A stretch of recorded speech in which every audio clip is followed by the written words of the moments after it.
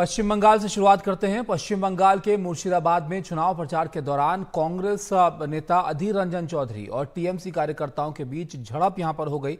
झड़प के बाद टीएमसी ने सोशल मीडिया प्लेटफॉर्म एक्स पर एक वीडियो पोस्ट कर कहा कि यह साफ तौर पर अधीर रंजन चौधरी की गुंडागर्दी है। अधीर रंजन चौधरी को चुनाव हारने का डर सता रहा है, इसलिए वो ये सब कर रहे हैं। वहीं अधीर रंजन चौधरी ने अपनी सफाई में कहा कि जब मैं चुनाव प्रचार के बाद घर जा रहा था तो कुछ लोग आए और गो बैक के नारे लगाने लगे। जब मैं कार से बाहर निकला तो वो कहने लगे कि मैंने पिछले 5 सालों में कुछ नहीं किया है।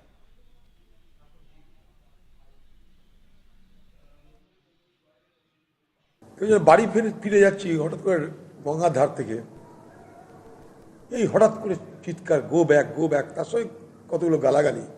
আমি বিরক্ত হয়ে নামলাম, কি ভাই কি বলছো বলো, নির্বাচন করা তোমাদের অধিকার আছে, আমাদের অধিকার আছে, কি বাদরামি হচ্ছে গেল, কি বলছো বলো। আপনি 5 বছর কিছু করেননি, তাহলে বস 5 বছর কি করেছে তোকে বুঝাচ্ছি। আমি একবারে চুল্লু খেয়ে উল্লু হয়ে পরিষ্কার পরিচ্ছন্নভাবে তৃণমূল নেতাদের নির্দেশে আদেশে একটা বাধা দেওয়া এবং বাধা দেওয়ার মধ্যে দিয়ে বার্তা দেওয়া। सौरभ गुप्ता हमारे साथ हमारे सहयोगी जुड़ गए हैं। सौरभ, इस सीट पर मुकाबला काफी दिलचस्प होता चला जा रहा है। एक तो कांग्रेस के लिए मजबूत ये सीट है, उतना टीएमसी की तरफ से भी जोर यहां पर लगाया जा रहा है। अब ये जो वाकया यहां पर हुआ, इससे क्या और ज्यादा नाराजगी बढ़ जाएगी इन दोनों पार्टियों के बीच?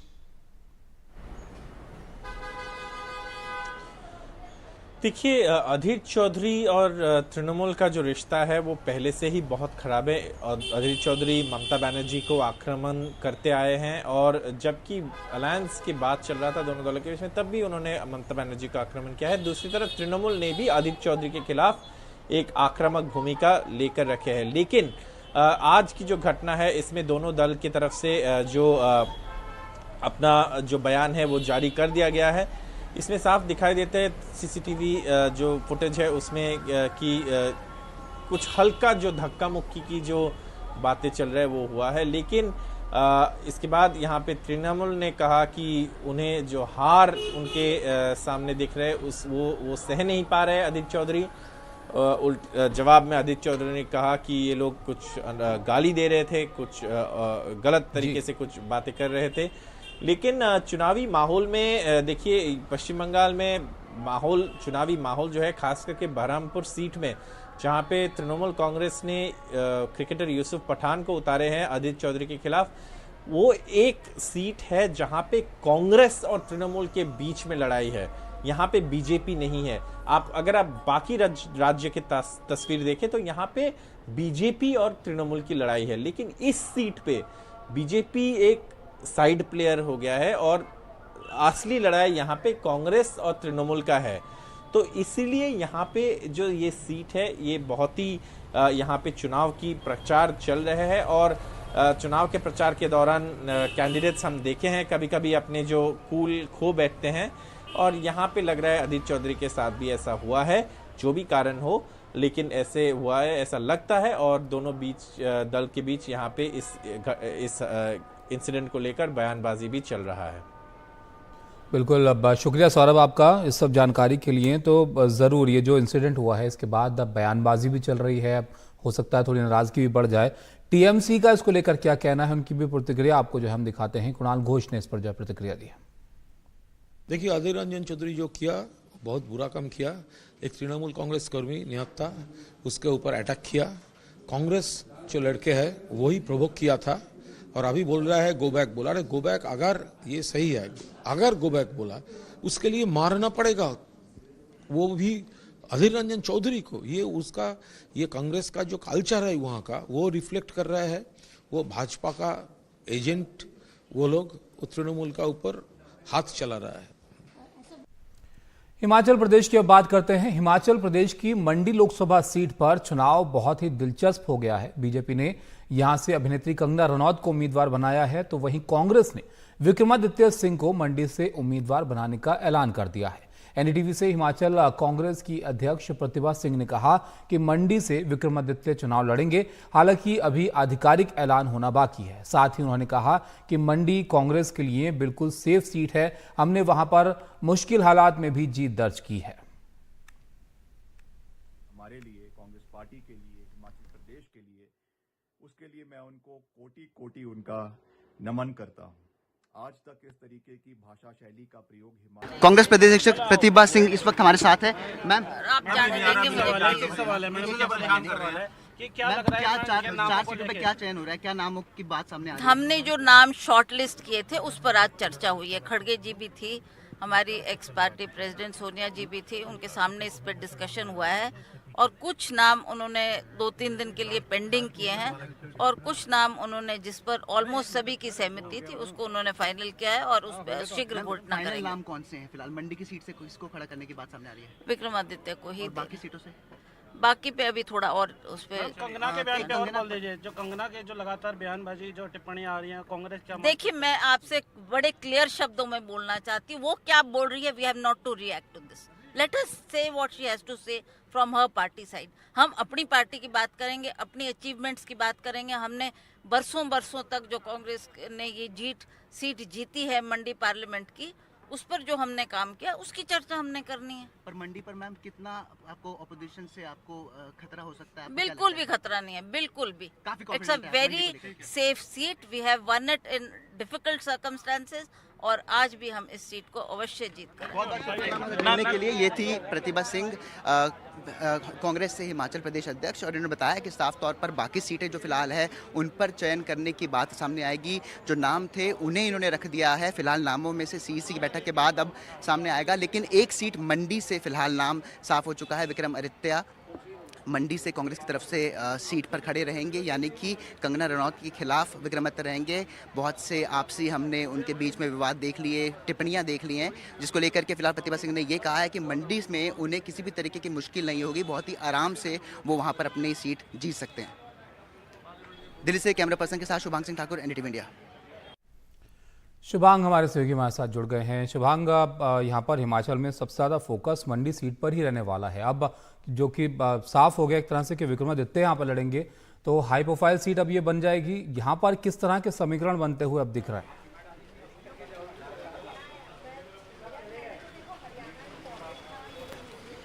जी बिल्कुल, देखिए जाहिर सी बात है कि जब प्रतिभा सिंह सीसी बैठक से कांग्रेस की इस वक्त बाहर निकली, उन्होंने बयान साफ तौर पर दे दिया। हालांकि सुक्खू ने पूरे तरीके से नहीं बताया कि मंडी से कौन इस खड़े होंगे। उन्होंने कहा कि कुछ नामों पे हमारा फैसला हो चुका है, लेकिन प्रतिभा सिंह ने यहाँ पर साफ तौर पे साफ कर दिया। उन्होंने कहा कि देखिए, मंडी से हमने तय करा है कि विक्रमादित्य को इस बार हम वहाँ पे खड़ा करेंगे, क्योंकि एक यंग फेस की मांग फिलहाल तमाम पार्टी के जो लीडर्स हैं वो फिलहाल कर रहे हैं। और उन्होंने ये भी कहा कि बाकी की जो 3 सीटें हैं उन पर भी हमने विचार किया है, 3-4 नाम दिए हैं, पर उस पर अभी फ़िलहाल पूरी तरीके से सहमति नहीं है। लेकिन विक्रमादित्य का एक नाम ऐसा था जिस पर पूरी तरीके से सहमति यहाँ पर देखी गई। और जब उनसे पूछा गया कि क्या आपको लगता है कि मंडी की सीट जो है इस बार वहाँ पर आपको कितनी मुश्किल या कितना कंपटीशन फिलहाल देखने को मिल सकता है, उन्होंने कहा कि ऐसा कुछ नहीं है, काफ़ी ईजी सीट है हमारे लिए और पहले भी हमने कई बार वहाँ से जीत हासिल की है। तो देखिए, फिलहाल एक तरफ बीजेपी ने कंगना रनौत को खड़ा किया है, जो कि एक अभिनेत्री हैं बॉलीवुड में, और वहीं दूसरी तरफ विक्रमादित्य अब जब खड़े हुए हैं, देखा जा रहा है कि पहले से दोनों के बीच में बहस होती दिखाई दी है। दोनों ने एक दूसरे के खिलाफ कुछ टिप्पणियां भी करी हैं। अब ये काफ़ी दिलचस्प हो जाएगा, मंडी की सीट काफ़ी दिलचस्प हो जाएगी। और ये देखते हुए कि देखिए, एक तरफ तो अभिनेत्री हैं, दूसरी तरफ विक्रमादित्य सिंह एक राजघराने से आते हैं, साथ ही उनके पिता वीरभद्र सिंह 6 बार सीएम रह चुके हैं हिमाचल प्रदेश के, तो काफ़ी एक सॉलिड पॉलिटिकल बैकग्राउंड उनका आता है। तो ये काफ़ी दिलचस्प सीट अब रहेगी, क्योंकि अब मंडी अब एक छोटी सीट नहीं देखी जाएगी, अब पूरे हर तरफ से उसको देखा जाएगा। फिलहाल देखना ये होगा कि प्रतिभा सिंह ने जो कहा वो बात सच निकलती है कि उनको वहाँ पर किसी भी तरीके की चुनौती कंगना रनौत नहीं दे पाती है, या फिर इस बार भी हो सकता है कि जैसे कंगना रनौत की एक अभिनेत्री है, उनके अपने फैंस हैं हिमाचल में पूरे, तो हो सकता है वो एक सीट भी भारी पड़े। तो ये फिलहाल देखने वाली बात होगी, लेकिन अभी तक किसी भी ऑफिशियल नाम सामने नहीं आया है कि कौन होगा। लेकिन प्रतिभा सिंह ने ये साफ जरूर कर दिया है कि मंडी से विक्रमादित्य को वो लोग इस बार खड़ा कर रहे हैं। जी बहुत शुक्रिया आपका हम तक ये जानकारी पहुंचाने के लिए। तो ये सीट जो है मंडी की, अब ये काफ़ी दिलचस्प हो गई है। कांग्रेस आश्वस्त है इसको लेकर के उनके लिए मजबूत सीट है, लेकिन बीजेपी की तरफ से कंगना रनौत हैं, सेलिब्रिटी हैं। अब किस तरह का मुकाबला होगा ये देखना काफ़ी दिलचस्प रहेगा यहाँ पर। तो हिमाचल प्रदेश में जो समीकरण हैं कुछ इस तरह के बनते हुए नजर आ रहे हैं। कांग्रेस की तरफ से जो है मंथन यहाँ पर किया जा रहा है, लेकिन जो मंडी की सीट है उसको लेकर जो अब तक जानकारी आ रही है, विक्रमादित्य का नाम जो है वो यहाँ पर तय माना जा रहा है लगभग। हालांकि औपचारिक ऐलान इसका होना भी बाकी है। तो ऐसे में जो मंडी की सीट है ये अब काफ़ी चर्चा में यहाँ पर रहने वाली है, क्योंकि कंगना रनौत यहाँ से बीजेपी की तरफ से उम्मीदवार हैं और अब कांग्रेस की तरफ से विक्रमादित्य यहाँ पर चुनाव लड़ते हुए दिख रहे हैं।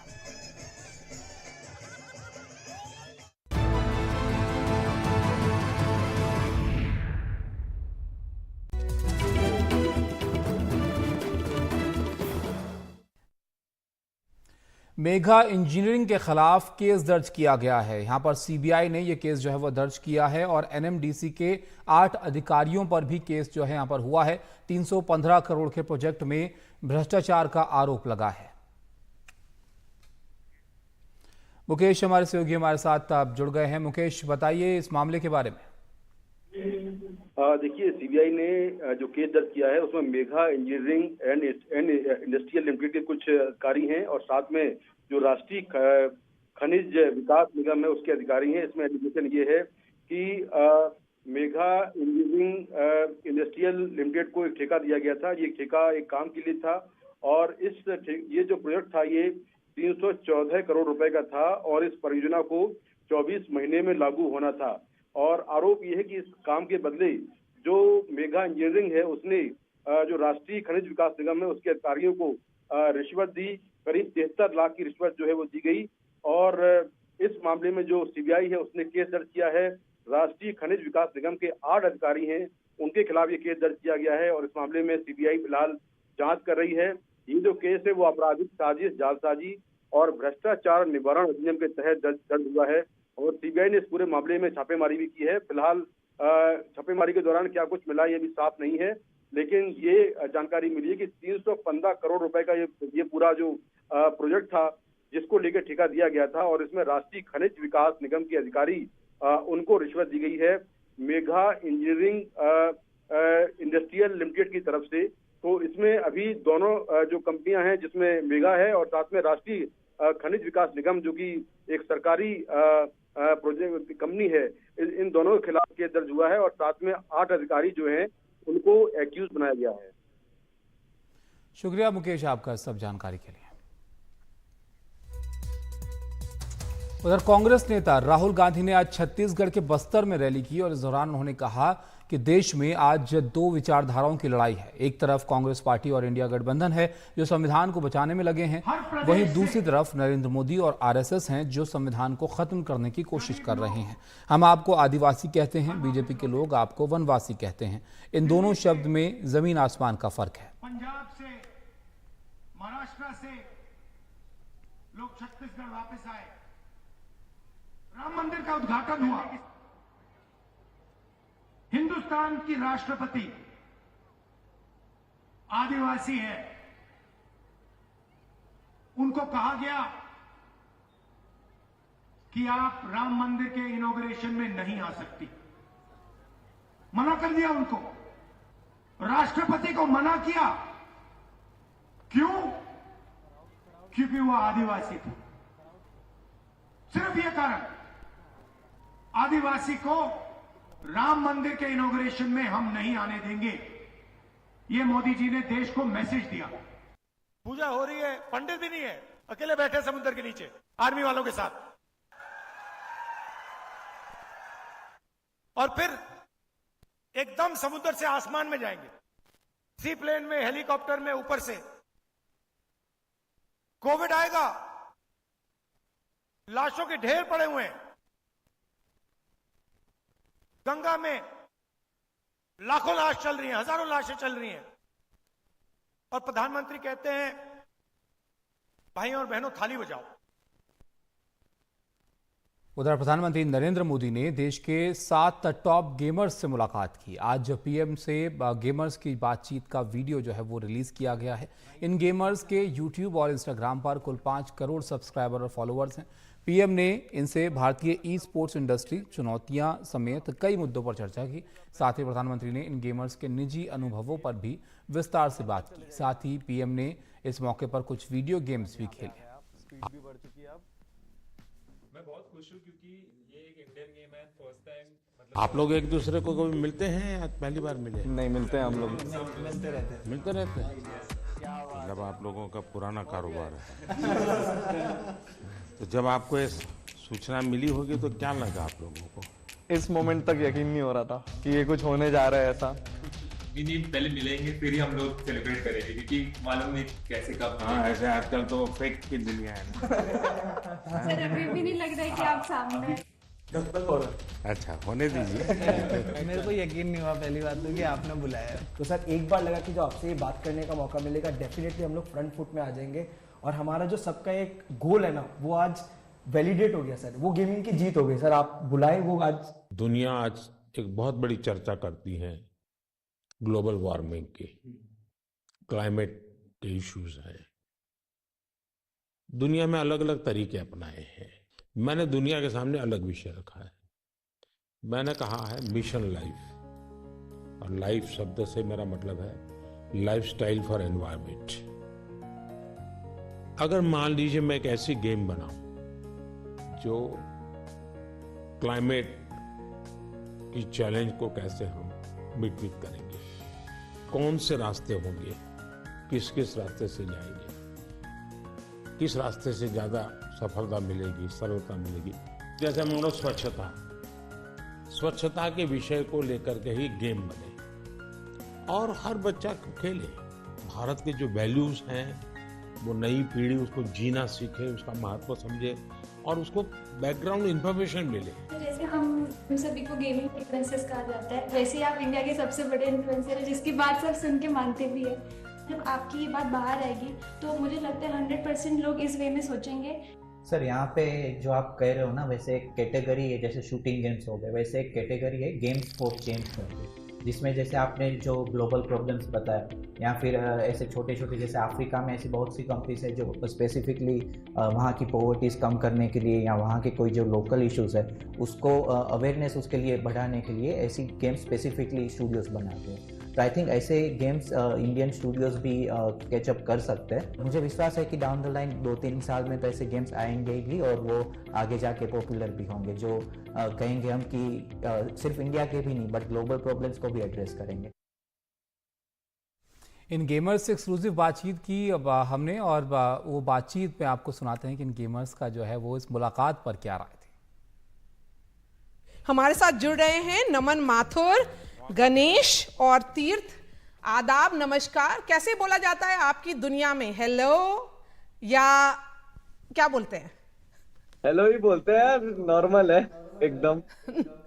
तो और दिल धक धक कैसे करता है?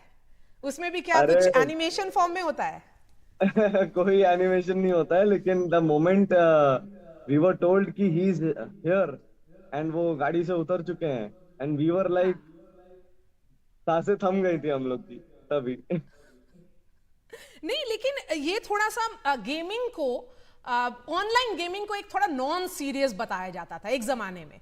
ऑल्दो सबके घर में 16, 17, 18 ईयर ओल्ड होंगे जो लगातार मोबाइल से या कंप्यूटर के सिस्टम से जुड़े रहते हैं। तो जब आपको कॉल आया कि प्रधानमंत्री आपसे मिलेंगे, तो क्या आपको लगा ये एक क्रैंक कॉल है? नहीं, प्रैंक कॉल तो बिल्कुल नहीं लगा मुझे, लेकिन it was on a very short notice, तो तब तक यकीन नहीं हो रहा था जब तक हम लोग लिटरली मिल नहीं लिए उनसे। बट जब हमें पता चला कि हमें मिलने का मौका मिल रहा है तो मुझे ऐसा लगा कि इट इज टाइम दैट मैंने जिस तरीके से अपनी जर्नी में ई स्पोर्ट्स खेला है, मैंने रिप्रेजेंट किया इंडिया को नेशनल लेवल पे, टूर्नामेंट्स खेले हैं मैंने, तो आई फेल्ट कि this is the opportunity to let the honorable prime minister know and let the world know कि गेमिंग से एक करियर बन सकता है। and I guess the same goes with तीर्थ। हाँ मतलब हमारा प्राइम मिनिस्टर जो है उनका जब हमारा मीटिंग हुआ था उनके साथ, तो उनको भी ऐसा बहुत इंटरेस्ट है ये फील्ड में, उनको भी बहुत सारा कंसर्न्स है, बहुत सारा जानना होता है उनको भी, एंड उसके हिसाब से उनके पास भी बहुत आइडिया था to how to take this particular field also, because हमारा देश में जैसा कि कुछ टीन्स को डांस करना होता है या एक्टर बनना होता है, ऐसे ही कुछ टीन्स को होता है कि गेमर्स बनना चाहिए या ई स्पोर्ट्स एथलीट बनना है, कम्पीट करना है टूर्नामेंट्स में। तो उनको भी इस चीजें पे जानना था कि हम उस चीज को कैसे प्रेजेंट करें। उनका ये भी कंसर्न था कि पेरेंट्स उसको कैसा देखते हैं, बच्चे लोग को कैसे ये करते हैं। तो हमारा बहुत सारा डिस्कशन हुआ कि how to balance this out, how parents should also involve, कि उनका बच्चे लोग को ध्यान रखना है, उस like even for this they have to support, but उसके पहले उनको समझना चाहिए कि गेमिंग क्या होता है, स्पोर्ट्स क्या होता है। तो उसके रिगार्डिंग हम बहुत सारा चर्चा किए। तो तीर्थ, आपको कितना वक्त लगा अपने पेरेंट्स को समझाने के लिए कि जो आप कर रहे हैं वो भी एक प्रोफेशनल एक्टिविटी है, बस आप खेल नहीं रहे हैं, आप उसमें कमा भी रहे हैं और बहुत कमा रहे हैं? हाँ, सो मैं तो काफी फॉर्चुनेट रहा था इस मामले में कि मेरे फैमिली और इवन मेरी कम्युनिटी भी काफी सपोर्टिव थी मेरे स्टार्टिंग से ही कि गेमिंग परस्यू करने के लिए। बट अगेन इसमें मेन इंपॉर्टेंट चीज यही है कि रिस्पॉन्सिबल गेमिंग करना चाहिए। जो एक मैं समझता हूँ कोई भी एक ऐसा प्लेयर है जो स्पोर्ट्स में compete करना चाहता है, तो उसके लिए ये एक इम्पोर्टेंट चीज है कि वो समझे कि रिस्पॉन्सिबल गेमिंग क्या होता है। कि हम गेम्स तो खेलते थे बट साथ में हमने स्टडीज पे भी पूरा फोकस ही किया था। और इसीलिए मतलब हमें जो पेरेंट्स भी हमारे वो भी ज्यादा अंडरस्टैंडिंग थे कि हाँ, अगर कोई खेल रहा है तो ठीक है खेलेंगे वो, बट हम जो हमारा स्टडीज है वो कंप्लीट करके ही खेलते थे जनरली। तो इस सब की चीजों की वजह से मैं काफी फॉर्चुनेट रहा हूँ कि मेरी फैमिली तो सपोर्टिव ही थी स्टार्टिंग से।